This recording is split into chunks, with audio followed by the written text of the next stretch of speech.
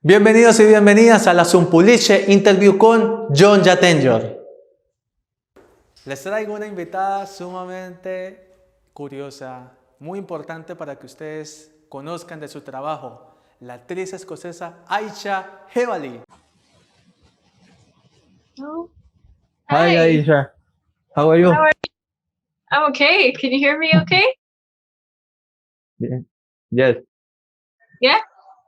Okay. Cool. Do we have a translator? Hi Aisha, how are you? My name is Andres. I will be your translator. Hi there. Yeah, I'm good. Thank you. Awesome. Nice to meet you. Nice to meet you too. Okay. I'm in the darkness, but it's a very cloudy morning. That's okay. Gracias, Aisha, por estar en el canal. Nos place mucho conocer un poco su carrera porque es amplia y es muy interesante conocer lo que harás en el futuro también. Bueno, vamos a comenzar sobre Noche de Chicas. Es un corto que usted interpreta a Steve James, que seguirá en esa historia porque está en producción, si no estoy mal. Okay, Aisha, welcome. This is a space for the people from Latin America and all over the world to know your career that is very wide. And we are going to start asking about Girls' Night and your role as Steve James. We know that it's in post production, Mhm. so what can we know about this project? Okay. So, Girls' Night is a short film, and it was filmed during the pandemic, during lockdown. And in the UK, we had very strict restrictions, of where we could go, who we could see, when we could be outside. So the story is basically about three young women, three friends who are experiencing quite a different side of the pandemic. So one of them is a healthcare worker. So she has had to continue as normal. The other one is staying at home. And the third one should be staying at home, but is not staying at home. Yes. Ok. John, el filme se ha producido dentro de la pandemia. En el Reino Unido las reglas son muy, muy estrictas. Y de esto trata el filme. Se trata de los puntos de vista y la visión de tres mujeres que han tenido que vivir la pandemia de una manera diferente. Hay una trabajadora de la salud que tuvo que salir a trabajar, obviamente. Hay una mujer que ha permanecido en casa. Y hay otra de una mujer que debió permanecer en casa, pero no lo hizo. Esto es lo que se puede saber hasta el momento sobre este proyecto. También hay una en preproducción que es La venganza del animal, Esther en el País de las Maravillas. Ella hace una aparición y me gusta mucho porque es el tema C sobre cuentos de hadas y todo ese tema que nos interesa, no solo a los jóvenes, sino también a los más chicos. ¿Qué es lo más destacable y diferente que se puede evidenciar en este tipo de historias, como cuentos de hadas? Okay, Oyisha, but this is not the only project that you're working right now. Is in post-production, we had the Hogwarts Revenge, Esther in Wonderland, in which you play Wonderland Animal number 81. This is a I, story, yes, this is a story that is going straight ahead for children, for all public, or what kind of twisted Wonderland history we can expect from this project.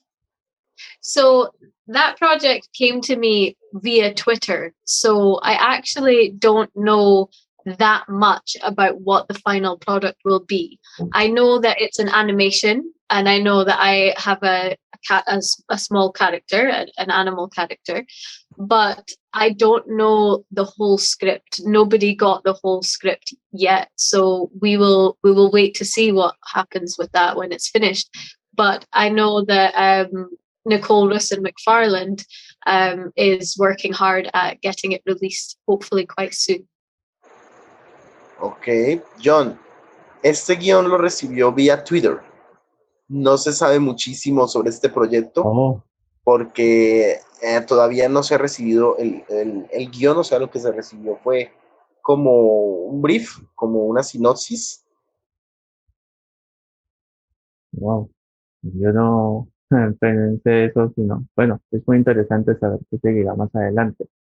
También hay Claro, un... no, no, lo que me dijo también es que Nicole Rusin McFarland, la directora y escritora, pues sí está trabajando durísimo, durísimo, durísimo para que este proyecto salga a la luz. O sea, So I received my lines only. I didn't receive the whole story, you know.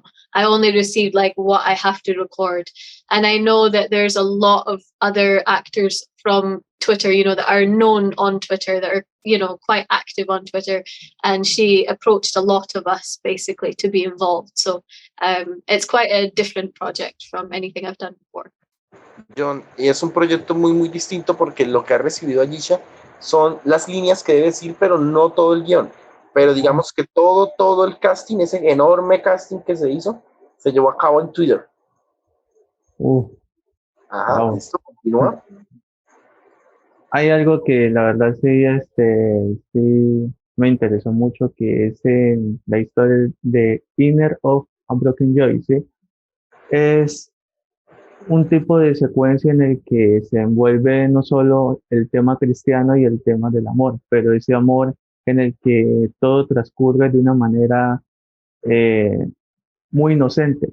Y allá en Reino Unido las películas cristianas son muy valoradas. Entonces, la pregunta es, ¿cómo ven en los demás países que de pronto colegas o en filmes que ha visto sobre las diferencias de este tipo de géneros en filmes? Sanos y ya cuando es un tipo de historias totalmente diferentes. Okay, Ayesha, we are going to talk about Inner Joy of a Broken Heart. We know that this is a very different type of film, a very, we can say, a film with a very good message. And we know that in the UK, this type of films got his approach. Uh, you you can see in your career, had you seen in your career a other types of movies in other countries in this subject, and what is the difference between the story that you are involved and other that you have seen, because it's a story with a good message, with a very polite way of telling stories that can warm our hearts. Yeah, I mean, I think that, well, Inner Joy of a Broken Heart was filmed many, many years ago now. I think it was like 2010, 2011, maybe something like that. So it was more than 10 years ago. And it was during a time when there was a lot of conversation about, you know, Christianity and how it could approach the modern world. And so the writers are obviously Christian as well, and they wanted to kind of tell that story of a young man who is battling with himself, you know, and with his faith. And you know, I have recently I recently discovered a YouTuber who pretty much has the exact same opinion as the main character in this film. So I found that quite interesting. So yeah, I think that it is different from what most narrative stories would tell today, definitely. But I don't think that it's necessarily not the opinion or not the feeling of anyone who, you know, is Christian and also battling within themselves with whatever, you know, whatever it is that they feel may be wrong, you know, or not how they want to be, not how they want to live. So it's not something that I could comment too deeply on, because I haven't had that battle, you know, I haven't felt that way. So yeah, but I am glad that I was part of that group and that I was part of you know, their journey. I learned a lot from the experience in terms of filmmaking as well. Ok. John, es un proyecto que, como lo sabes, ya tiene sus 10 años. Es uno de los Wow, 10 proyectos, años.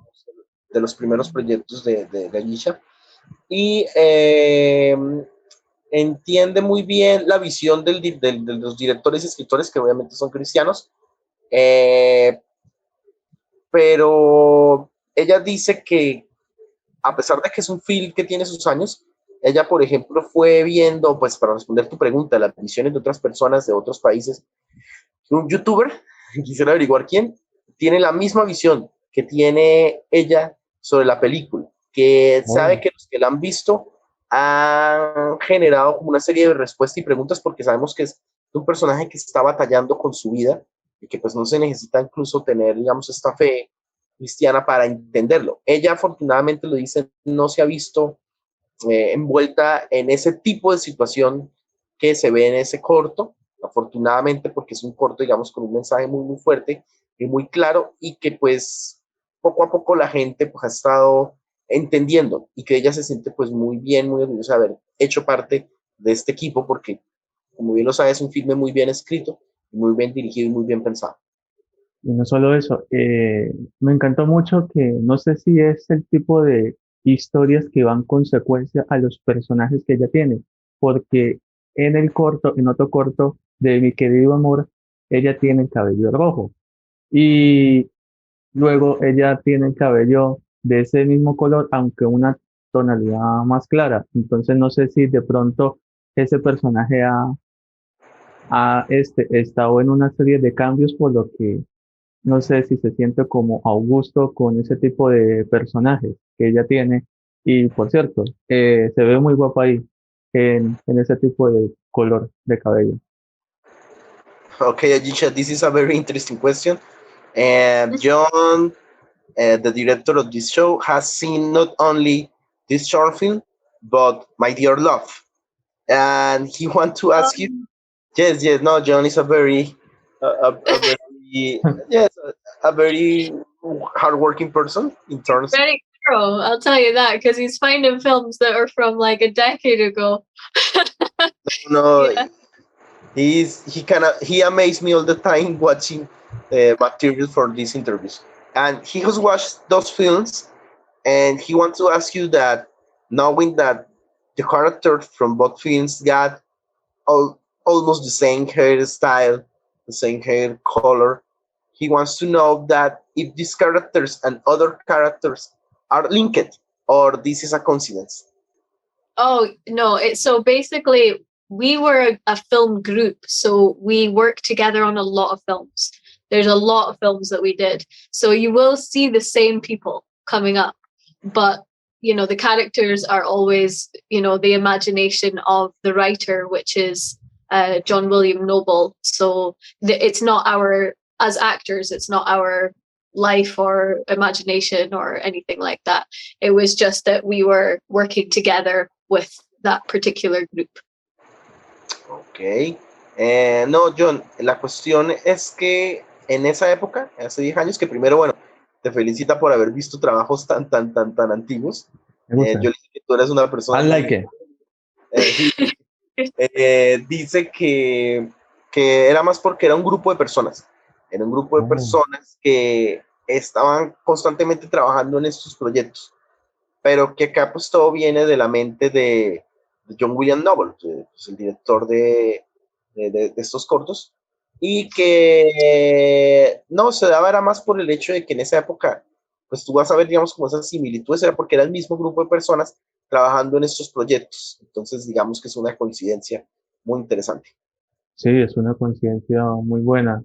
Y no solo eso, las historias que manejan, bueno, distintas cineastas de Escocia son bastante chéveres al momento de representar una historia de seducción, una historia como de poder transmitir no solo esa energía positiva, sino lo interesante, esa curiosidad que transmiten los Slow, ¿sí? Donde ella realiza a Feiner. Entonces, ¿cómo ella ve el pensamiento de ese tipo de género de historias en Reino Unido y de pronto en algunos filmes que ha visto? ¿Qué es lo más significativo que ha encontrado? Okay, uh, uh, what uh, what are the what are your point of view about the female roles that are given in the movies in the UK. And Oh, yeah. So I mean, I think that film reflects culture, that it comes from in many ways, but in other ways, sometimes it can hide what is here. So I do think that yes, we write strong female characters. However, we often don't have female lead characters. So if you look at most of those films that I've been in, a lot of the time the females are supporting roles. They may be strong women, but they're supporting the man. Which is fine, but it would be sometimes a good idea also to tell, from the woman's perspective what the story is or what her journey is. And I think that that's true for all over the world, really. Like if you look at, IMDb's top 50 movies, I think only 4 have a female lead. So I would like to see more strong women as females, as the lead. Sorry, not as females. Of course, they're females, but I would like to see more female leading roles, definitely, and female writers, because that's the important thing. If a woman is writing the story, then it's an authentic representation of a woman, right? Like, usually, I think it's hard. Like even when I'm writing, it would be very hard for me to find a man's voice because I'm not a man, right?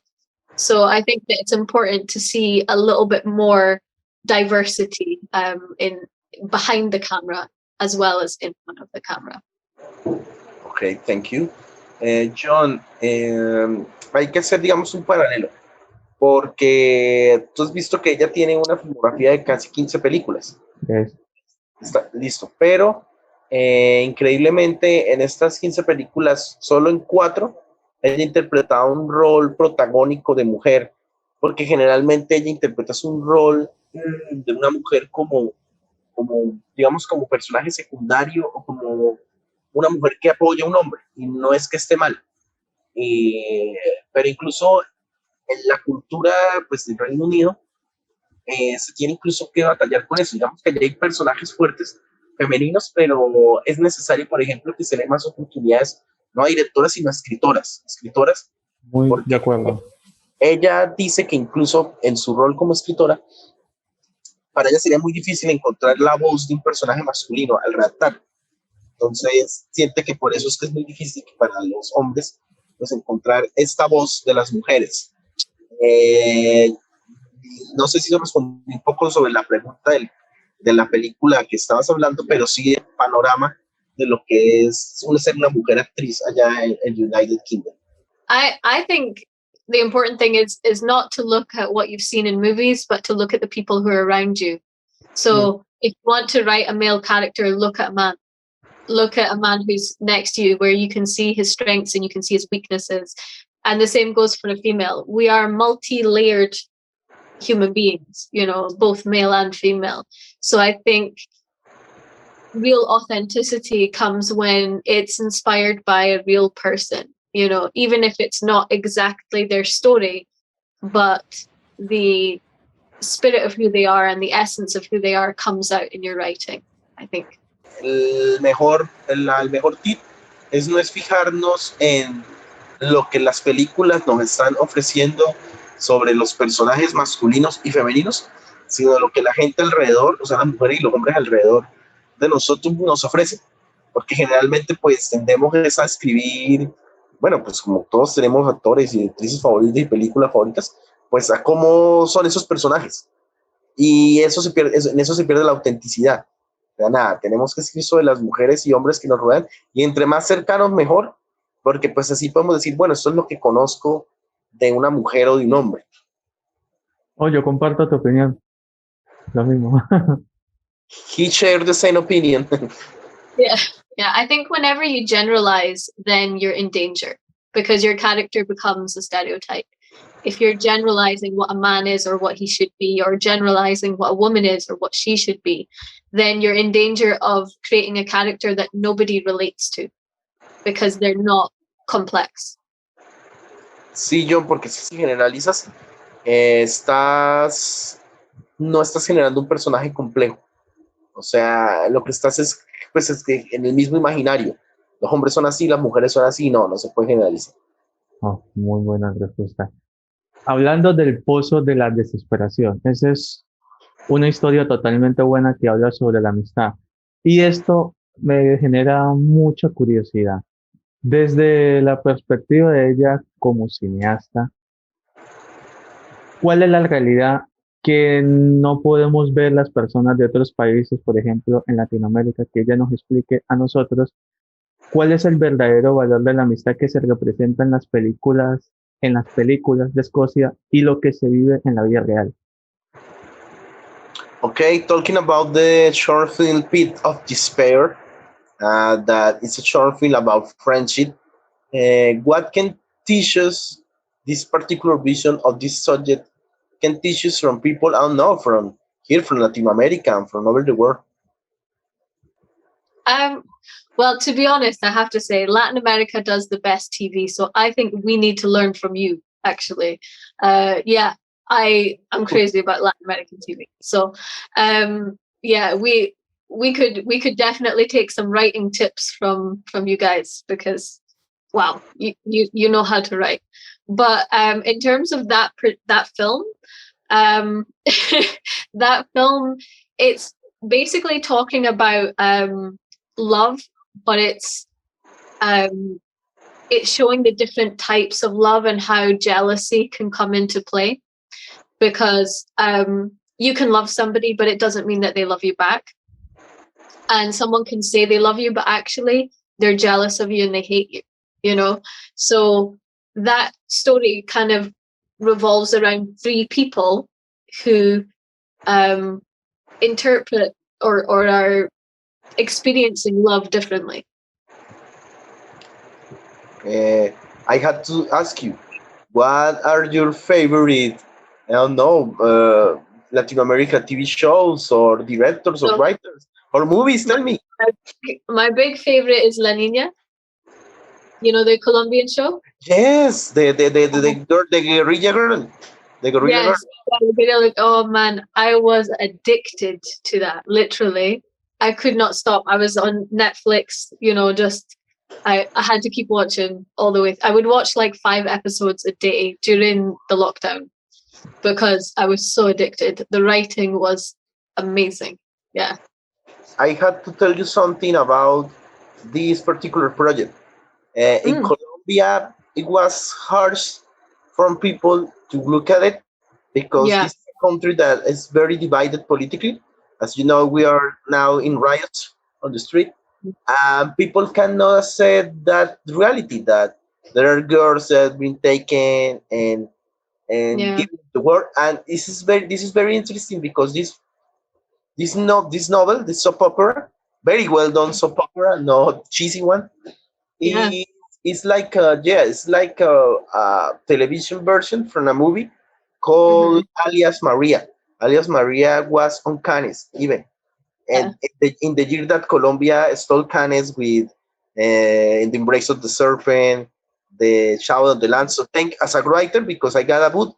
I will show you later the cover. Yeah. Thank you. Dude. Yeah. Uh, and I know John will thank you, but I will translate. Bueno, John, Well, vas a flipar. sorry, Eh, before you translate, I just wanted to also say that show made me want to research the situation in Colombia, you know, because before that, you know, I was maybe a little aware of what was going on, but not really. But seeing that show made me want to find out, okay, what is the truth, you know, so about the, you know, the paramilitary and the guerrilla and everything else. So yeah, it actually, I think, started some good conversations around the world. And I think that's a good thing. That's good writing. Sorry, so I said watching that show made me want to find out more about the situation there, you know, and so I think that that's a really good testimony of good writing, because it's not just that your audience enjoys the show; it makes them actually want to go and find out about the true situation. Yes, I hope we can meet someday, and I will recommend you some movies from that subject, because Colombian cinema is mostly overlooked, but we got really great directors. This is my book. I have to show you. Okay, it's called El Amor de los Enciclopedistas. Uh, It's a book for short stories, but I will translate. John, vas a flipar porque en el cortometraje pues se cuenta una historia, una amistad entre tres personajes, pero si tú preguntaste que sobre lo que nos puede aportar este corto para este tema, pues Aiysha nos dice que al contrario, es el cine latinoamericano y las novelas latinoamericanas las que nos tienen que aportar sobre el tema de la amistad, porque tenemos muy, muy buenos escritores. Ella dice que, bueno, yo tuve que preguntarle, ¿no? Entonces, ¿qué series latinoamericanas recomienda? Ah, bueno, dice que la novela colombiana La Niña. Wow. Ella dice que la empezó a ver en Netflix y no podía detenerse, tenía que verse 5 episodios. Dice que yo le estaba comentando que pues esa novela acá no fue muy bien recibida, pues porque la gente no le gustaba que le hablaran de ese tema. Ella dice que gracias a esa serie comenzó a averiguar sobre la historia política de Colombia, la historia de los paramilitares, de la guerrilla. Yo le conté, bueno, que esa novela fue basada un poco en la película Alias María, que fue nominada en Cannes.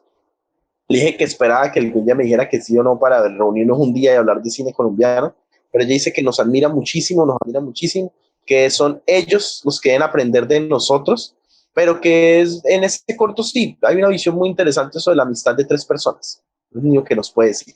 Eh, the, the reason that because the internet is going wrong in Colombia right now is not from technical issues. We are in we are in riots. People are protesting on the streets because oh, the incomes are getting bigger, and so the government decides to now attack us without taking off the internet, the energy. In the city we are right now, Cucuta, the thing is not very. The riots here are more peaceful for the moment, because we now the tribes, the indigenous people mhm. is getting now to the city, and we got fear because in other places from Colombia, like Cali, literally people is striking down, killing down the indigenous people. We are in the we got like 40 years without protesting, and the protest is getting the riots are getting bigger and bigger. It's a very tough situation, and I am not So, a very political person, but if the internet is going down, if is yeah, their fault. John ya le yeah. dije, si el internet se va es por lo de las protestas, le conté Yeah. lo que está ocurriendo con pues, la minga, con todo. Thank you, Aiysha, because you are a very kind person, and sometimes we feel as Colombians that people Mhm. from the outside doesn't like us. For example, yo le estoy Yeah. contando que pues, le estoy agradeciendo a ella, Wow. because I posted an image last days in which the band Smashing Pumpkins is telling us Colombia, go on, and one citizen from Brazil tell us, no, kill all these people. And I feel like, but why? Why? I feel like every countries are brothers. So why Yeah, other people want to kill us? And it's very hard. I mean, it's I tough. understand. It's terrible. Honestly, it's a horrible situation. And at the end of the day, you know, you're the indigenous people, so you should be taken care of. And I think that, well, I think everyone should be. I don't understand what's going on in the world right now. Just certain countries are like just wiping out their own people. And it's happening all over. You see it, and now it's not in the mainstream news, but we do hear about things more like because of social media and things, which I think is why they're cutting off your internet, because then the news can't get out of I what's really happening.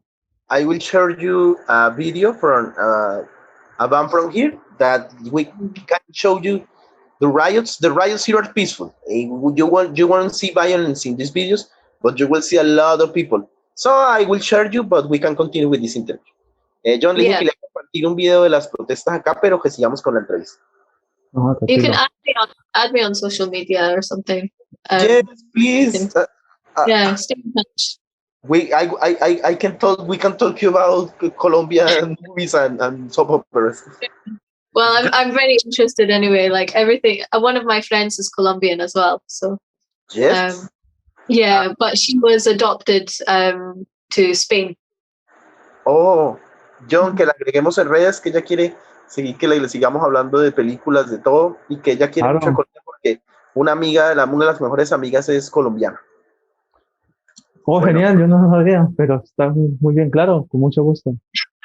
Bueno, John, I qué tried pena. to learn Spanish, but I've forgotten everything. So No, thank you. Gracias, John, por darme este espacio para hablar con ella y nada, continuemos. No, tranquilo, esto va a quedar también, no te preocupes. Bueno, continuemos con la película La llamada de Babilonia. Este film me ha encantado. ¿Por qué? En el papel de Katy Alexander, pienso yo que ella tiene como un pensamiento distinto ante las situaciones que son del tema de los secuestros. O sea, las mujeres en el cine de Europa, ante ese tipo de sucesos, sí, terribles sucesos, suelen actuar de una manera más rápida, con la adrenalina. No sé si de pronto el personaje que implementó se guió por reglas básicas sobre ese tipo de cosas para que el film estuviese muy estructurado, muy realista, porque eso es algo que me encantó. No es algo que se ve como forzada la historia. Okay, Aiysha, in the movie The Call of Babylon, I don't know, I'm searching the IMDb, we can see a very realistic approach from how possibly a woman can react about a very tough subject that is the kidnapping. How did you prepare for this role? I don't know. This is taken from some real histories. How do you approach from this character in this very tough subject? yeah, so I think the writer was inspired by some of the stories, you know, where children are kidnapped and then they're not killed, they're just kidnapped and they grow up in like in a basement or, you know, imprisoned, solitary confinement kind of thing.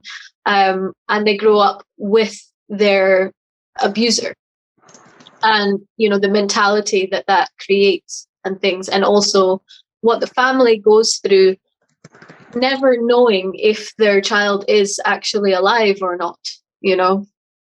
So for me, what I did was I watched quite a lot of interviews and documentaries on these type of cases, these type of criminal cases, and you get to hear from the families, and also sometimes you get to hear from the rescued girls, you know, what their experience was like being trapped for many, many years. And so I found that quite inspiring. But also I think just as an actor, you do need to kind of be able to get into the mind of your character. So it was difficult, and it's an emotional story, definitely. But again, it challenged me in a different way. Thank you. John, esto dice que sí, que para la búsqueda de este rol, el director habló directamente no solo con niñas que fueron víctimas, sino con las familias de las niñas que fueron víctimas. Dice que sí es un tema muy, muy fuerte, pero que necesita ser hablado, y que también de ahí venía el reto para ella como actriz, de darle esa, pues bueno, menos mal, ya que tú entendiste el corto, que sí es muy real, es como tal vez el acercamiento más directo a lo que sería este tema de un secuestro, pero entonces que sí, con una investigación durísima, hablando con niñas y con familiares de esas niñas secuestradas. Eso es muy bueno y es una gran respuesta. sabe que me ha interesado mucho en el cine de Escocia porque es como Aiysha Jebali es la única que me ha plasmado así como conocer un poco más sobre Escocia, sobre ese tipo de cultura. También el otro tipo de historias en las que tienen que ver con las peleas clandestinas en Street Fight.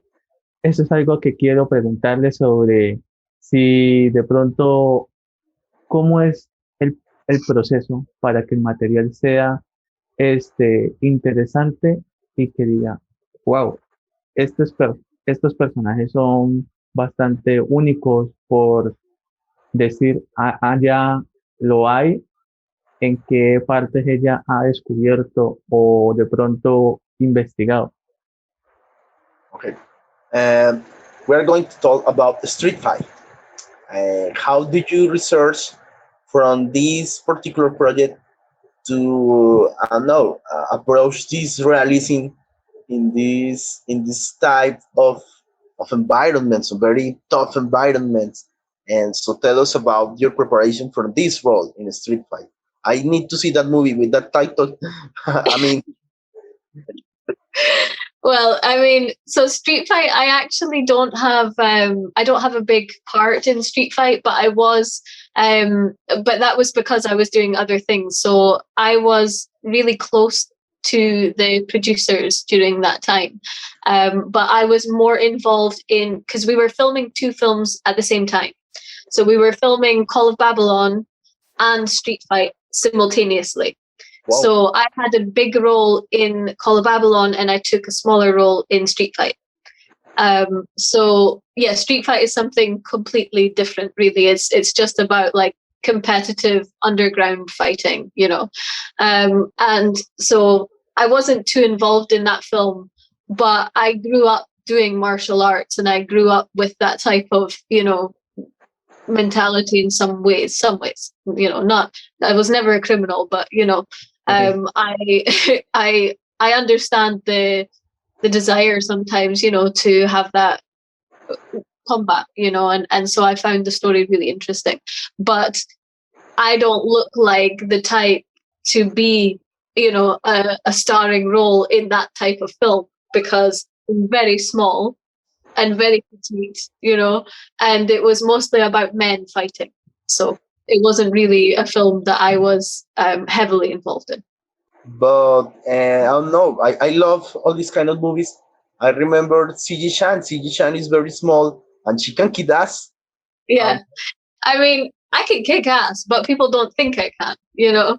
So yeah, that film focuses more on men though. It's not so like the female characters are more supporting roles in that particular film. But in the other film we had, you know, I was more involved. So it wasn't a problem. It was just that was how it was written, you know. okay, I will translate. John, esto, algo triste porque en Street Fighter ella tiene un pequeño rol. Ella es la amiga de Madison, pero no es por cuestiones, o sea, ella digamos que no tiene como que sentimientos fuertes, sino que es que al mismo tiempo que iba a filmar Street Fight y que se le iba a dar un papel un poco más grande, ella estaba haciendo The Call of Babylon, que era un proyecto mucho más complicado. O sea, imagínate, estaba filmando las dos al mismo tiempo. No me imagino esa presión. Dice que en el juego Babylon hubo mucha más investigación. Ella se metió de lleno. Que Street Fighter es más una película sobre hombres luchando, pero que ella no tiene problema en hacer un rol de esos porque ella practicaba artes marciales desde niña. Solo que dice que pues nadie se la imagina en eso. Yo le digo que sí me la imagino en eso. Que pues como Sanchi G, pues la actriz, ella era pues una mujer bajita y aún así golpeaba. Ella dice, Aiysha dice que te puede golpear el trasero, te puede patear, y nadie lo sabe. Digo que espero que ella tal vez sí espera estar envuelta en un proyecto de estos, que Street Fighter era un proyecto muy, muy distinto de peleas callejeras de criminales, ¿no? Hay que aclarar, pero que estaba muy metida en The Call of Babylon, lo que me parece pues genial, ¿no? Sí, claro, y además Call of Babylon es totalmente magistral. Esta es una pregunta respecto a dos personajes, Rachel Jones en La Obstinada y Abigail Copperhead en Una chica en la relojería, si no estoy mal. ¿Qué es lo más representativo que pudo aprender de esos dos personajes? Por cierto, la felicito como Abigail Copperfield, porque le dieron el papel protagónico. Okay, John. I think that John is going to tell you that is your biggest fan. But okay, Thank you. because he really enjoy a cloud with her, and in which he congratulates you because you got the main role as Abigail Copperhead. But also he wants to know what you learned not only playing Abigail, but Rachel Jones in Doggett. Okay, yeah. So I'll answer that in 1 second. I just forgot to say something with the previous question. So during that time when we were filming the two films, I can't remember which film it was, but my character was attacked by another character.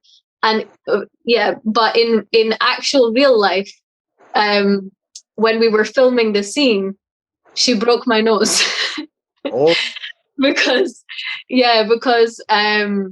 we were doing the choreography rehearsal, and it was supposed to be in slow motion, right? We were just learning what we were doing, and she wasn't trained on like real screen fighting or even martial arts at all, so she didn't have the same control that I had. And she's a lovely woman. I have no problem with her at all. So when we were doing the rehearsal, there was a part where I had to be completely over like this, like my head down, and so I couldn't see the next move, which was an uppercut, right? oh. And she was supposed to go slow with the uppercut. I don't know what happened, but she went fast, and so it cracked my nose, my cheekbone. So I had a fractured cheekbone and a broken nose. And so I got up and I was like, yeah, guys, I think I broke something, because I heard a crunch, like I heard the and they were like, oh, okay, we'll take you to the hospital. We'll take you to the hospital. And I was like, it's okay, it's fine. I'll be okay. And then I got to the hospital, and they said, yeah, it's definitely, broken on your cheek and everything. So you just need to leave it a few days to let the swelling come down. Yeah. And then maybe we'll reset it if we have to. But it was, because it was an uppercut, this is a good part. Because it was an uppercut, it was a clean break. So I didn't need to have my nose like reset or anything, because it was straight. So it was fine. Yeah, it was the same as before. So it was it was fine. And she was feeling so bad. She was like, I'm so sorry. And she was really upset. And I was like, it's fine. Like, don't worry about it. I've done martial arts my whole life. It's a miracle I never got my nose broken then. So it's funny now. It happened when actually there was supposed to be no contact. So yeah, that was the funny story from that time, but I can't remember whether it was Call of Babylon or Street Fight. I don't know. I just know it was during that scenes. Okay, I will translate this story because Translate that, and then I'll answer the next part. John va a responder tu pregunta, pero es que tiene que contar una historia que se le había olvidado mientras estaba en esa locura de filmar ambas películas, ¿no? Tanto Street Fight como Call of Babylon. Ella no recuerda en cuál de las dos películas resultó. Es que mira esta historia. Ella obviamente ha sido entrenada en artes marciales y ella estaba ensayando la coreografía. En esa coreografía que se suponía que iba a ser filmada en slow motion, en cámara lenta, ella estaba así, acurrucada. Ella no podía ver el siguiente movimiento. Ella no entiende, bueno, claro que ella dice que no tiene, de hecho, pues le dijo que no había problema. Ella no entiende cómo la actriz, no sé, tal vez ella se confundió en que iba a ir rápido, lento. Lanzó un uppercut, un golpe alto, así, un jab bien duro. Y resulta que ella había oído que algo se había roto. Y lo que se había roto era la nariz y la mejilla. What the fuck? Fue llevada al hospital. Fue llevada al hospital y le dijo el doctor, mira, tienes que sanar, o sea, tienes que dejar que pasen unos 2-3 días porque está muy, muy hinchado. Cuando pasaron los 2 o 3 días, menos mal fue un uppercut y no otro tipo de golpe, porque no hubo que reconstruir la nariz, nada, simplemente tuvo que acomodarla de nuevo. O Uy, sea que no, eso duele. resulta que pues ella llegó después al set y la muchacha pues estaba como que no, lo siento, dijo que no había problema. Dice Aiysha que es gracioso porque ella toda la vida practicó artes marciales y ella nunca había sido herida en combate y que pues que es gracioso que mientras filmaba ambas películas, no recuerdan cuál fue, ella recibió esa herida y tiene esa historia para contar y no la quiso compartir. Yo pensé que le había dado también un uppercut. No, no, en la escena. Did you defend? John wants to know, did you defend? In real life, like if I was, sparring with someone in real life, I'm good at blocking, you know what I mean? And I'm good at like deflecting. Yeah. But in that situation, my hands had to be open. That was the direction. They had to be open. My face had to be down low, and I couldn't see what was coming. If my hands had been up, it wouldn't have happened, But it was the direction and it was the lack of training, really, So that's why now I am always careful if I'm asked to do any kind of physical fighting or anything like that on screen. I always find out how much training my co-star has, because if they're not trained, then it can be dangerous, like I was lucky that time because it was a straight break and it wasn't painful or anything. Like I was fine. When you break your nose, your face just stops. I don't know, it stops you feeling anything, if that makes sense. Mm-hmm. Like I've been punched in the face plenty of times, but like that one was not painful at all because of like your adrenaline, I guess. So I was fine. But no, I would never hit her back because it was not her fault. It was completely an accident and accidents happen. So no, I would never feel badly towards her. Okay, I can translate. This story is very interesting. John dice que, bueno, voy a responder de atrás adelante, que ella no le respondió, que fue un accidente, o sea, no sabe que no fue intención y no fue doloroso increíblemente porque había mucha adrenalina. O sea, el golpe fue perfecto. Dice que el problema es que ella sabe bloquear y sabe contraatacar, sabe todo eso. Pero por la dirección de la escena, ella tenía que tener el rostro completamente indefenso, o sea, descubierto, mirando hacia abajo. Ella no podía ver de dónde venía ese golpe. Dice que gracias a esto, ella ahora cada vez que hace un proyecto, tiene que preguntar si sus coestrellas saben de artes marciales. O sea, porque sabe que lo que ocurrió fue porque la otra persona pues no tenía este conocimiento para hacer una coreografía, pero que no, que en la vida real sabe defenderse, pero que ya no iba a contraatacar porque fue un accidente. No fue culpa de la muchacha. Esto es algo inédito, eso se sorprende mucho y le agradecemos por compartirla. Okay, he thanks you for sharing this story. And are you going to answer the yes next one? Because he got the 2 final questions. Okay, no problem. So so playing in when I was acting in Dogged,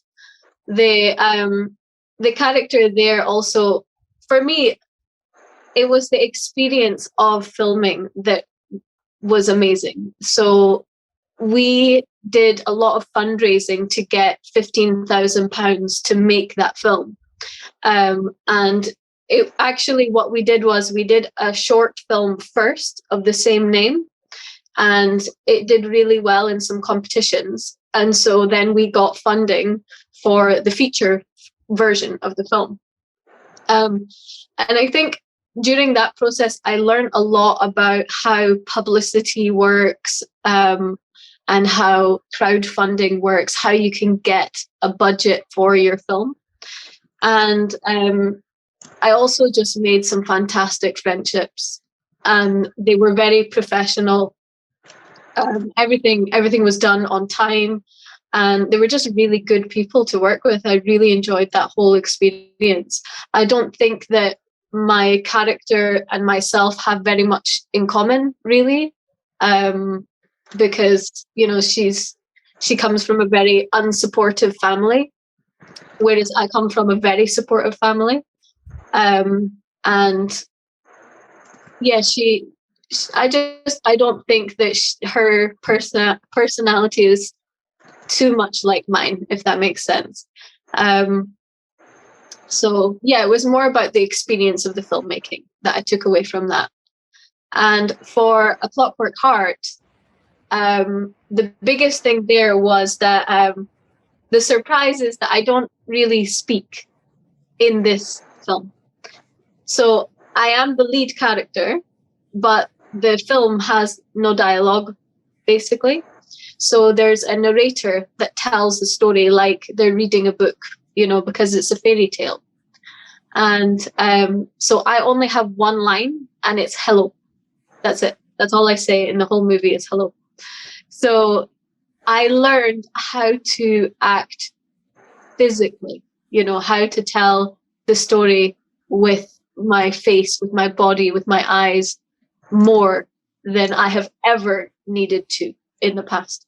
Sobre Doggett. Dice que lo que más recuerda de su experiencia es que, aparte de la gran familia que generó con tus actores en este proyecto, se debe entender que Doggett empezó como un cortometraje que fue ganando premios, que fue ganando reconocimientos, y gracias a estos reconocimientos se pudo financiar ya el largometraje que es. Y en ese momento ella aprendió muchísimo, muchísimo, muchísimo. Más que lo que aprendió con el personaje es cómo financiar proyectos. Fue algo que le fue muy bien en crowdfunding, fue algo que le fue muy bien en varias plataformas y generó esa amistad con el equipo. Ahora, sorpréndete con A Cloud with Her. Okay, sorry, we share you. No, but John Grice Run, which he's sharing you the video about the riots in Cucuta. They are peaceful, but Okay. we will show you also our short films. One short film of mine and one short film of John. You're filmmakers too. I didn't know that. Oh, that's amazing. Okay. John, le dije también que le vas a compartir tu corto y el mío. Dale. Y que ella no sabía que éramos cineastas y que No. eso Eso okay. Lo que te está sorprendiendo de Cloud with Her es que, como tú lo sabes muy bien, sí, ella tiene el rol protagónico, pero ella no dice, ella solo hizo una línea en toda la película. Hello, hola. Fue una película, fue un corto, como se trata de un mundo mágico, donde el personaje ella no habla, no hay un diálogo, no hay diálogo en este corto. Lo increíble es que en este trabajo lo que más aprendió de Abigail, uno de sus papeles favoritos, es que ella tuvo que, dicen, literal, tuve que aprender a mostrar emociones, no solo con mis ojos y mi rostro, sino también incluso como la postura, incluso de los huesos y todo. Fue un papel que le exigió bastantísimo, bastantísimo. Entonces, en ambos proyectos, en el primero aprendió a cómo financiar un buen trabajo, Doggett, y a Cloud with Her, uno de tus favoritos, con una gran exigencia en actuación y se nota porque no hay diálogos y fue una decisión del director de no usaremos diálogos. Wow. Le agradecemos por compartir, o sea, todo esto porque la verdad no sabíamos, o sea, más yo que he visto sus films, sus apariciones y que digas esto es algo de oro puro. Esas dos preguntas finales es primero, ¿qué has aprendido en el tema de los podcasts sobre los foros de cine que has hecho? ¿Sí? Porque allá en Escocia se ve mucho los foros de cine, pues usted se ha representado por ese tipo de temáticas. ¿Qué le ha ayudado a usted ante el cine sobre realizar estos podcasts? Okay, Aiysha, we're going to talk about your work as a producer in Film Forms podcast. This particular podcast, I don't know what doing this type of podcast. What has teach you, not only you, but the people who wants to learn about the movie, not only industry, but the process of movie making. Yeah, so actually this project for me is really, really exciting because I was an actress and I am an actress, but I behind the camera was more involved in publicity and marketing the films. But in film forums, I get to speak directly to producers, directors, screenwriters who are doing amazing things, and I get to learn from them. I get to ask them the questions that you wish you could ask. As a filmmaker, there are so many things that you want to know, but if you don't have access to the information, then you're never going to take those next steps.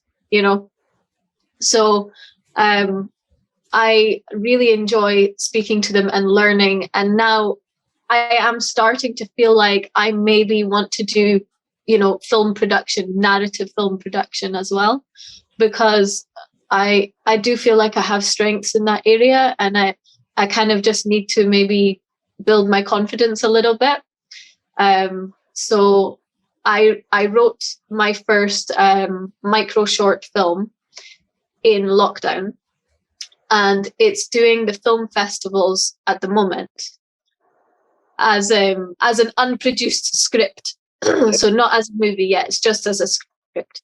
And so when it's finished, the film festivals for the script, I want to produce the film as well and use everything that I'm learning from film forums. But film forums is a great place for anybody who wants to do filmmaking, because you can learn so much from these people. Dice que ha aprendido muchísimo, o sea, para ella es un proyecto muy especial, muy personal, porque hablando directamente con los productores, porque tú sabes muy bien que es un foro de productores, ella ha sentido que ha podido ingresar a esta área gracias a eso. Un corto que ella redactó, todavía no se ha producido, está en festivales ahora como guión. Estamos esperando, obviamente, pues yo sé que tú y yo, que salga este proyecto a la luz, pero este proyecto para ella ha sido muy especial porque el hablar directamente con los realizadores no solo ha buscado motivar a gente como nosotros que se lancen directamente a la producción, sino a ella a entrar a eso. Ella siente que ya tiene todas las skills, todas las habilidades para llegar de lleno a la producción y sabe muy bien que sí, ¿no? Bueno, Aisha, tenemos la última pregunta. Esa sí es para cerrar con broche de oro. Es de los personajes que has interpretado durante todos sus inicios hasta la actualidad, ¿cuál es el que más esperas poder lograr y que quede como feliz contigo misma, que deseas hacerlo? Okay, from the last question, what is the type of character that you wish to play to, I don't know, to feel happy with your job, with your work, that they say, oh, this is the dream character, the dream project to make? Okay, so to be honest, I really do enjoy playing any character, because I think there is value in everything that you do, and you learn from every character that you play. But I would love to play like an assassin, or I don't know, someone who just, decides to go out and get vengeance. I'm not a vengeful person personally, but I feel like you can live that out as a character, which is quite cool. And also, I would like to be able to use my skills. I want to kind of put that onto screen properly. You know what I mean? So yeah, I think it would be good for me to have an action role. Oh, Instead of always being like the damsel in distress. I don't like that. I like to go out and do it. Oh, John will love this answer. John, nada, el sueño de ella es practicar a una asesina en busca de venganza. Yeah. Dice que pues que ya está, que ella ama interpretar cualquier personaje, que ya no tiene ningún problema, pero pues que ya está un poco cansada del estereotipo de la damisela en peligro, porque ella dice que no solo interpretarlo, sino que todo lo que aprendió en producción, en todo, la lleva a interpretar eso. Entonces puede que ella, yo creo que se puede venir una película donde ella misma escriba y produzca, pero bueno, yo sí quiero ver a la Aiysha vengativa, asesina. How do you define yourself in one word? I don't know. Complex. Compleja. Oh, In Spanish sound very beautiful, compleja. Spanish always sounds beautiful. You could say anything, it sounds beautiful. Okay. Honestly. Dice, Gorgeous language. yes, yes. Nuestra lengua es muy linda. We got a very beautiful oh. language. John, ok, esto dice que todo suena lindo en español. Aisha, quiero aplaudirte, felicitarte por esta oportunidad. Muchas gracias. Y la verdad es, esperemos que hayas disfrutado la entrevista. Aiysha, we want to thank you. We want to forgive you this honor, this opportunity. We hope you enjoyed the interview. I will take some words by myself. I know I showed you the music video from the riots. John is going to share some films, some very short Yeah. films. I hope we can talk someday about Colombian movies that talk about the. I'm not. I feel. Yeah. I moved. Give me some recommendations. Honestly, I'm very open to that. I think your writing and filmmaking is fantastic, and you have some good film festivals as well in Colombia as well. Bogota has some nice film festivals too. Okay, Thank you so much for having me, guys. Honestly, I want to say just thank you for inviting me. You know, I'm not a famous actress or anything, so I really appreciate the opportunity to come and talk to you guys and talk to your audience. Thank you. No, all depends from John. John is amazing. John, que gracias. Oh, Que ella no se considera una actriz famosa y que ella se siente muy feliz de que la hayas entrevistado. Yo le dije que tú hacías muy bien la tarea. oh, con mucho gusto. Thank you. Thank you. Thank you, Isha. Bye. Bye. Bye. Ya saben, en la Sunpuliche Interview con Jhon Jatenjor los invita a suscribirse, darle me gusta, compartir y disfruten de estas grandes entrevistas inéditas a las grandes celebridades del séptimo arte a través de las traducciones simultáneas del inglés al español y del español al inglés y muchas curiosidades más.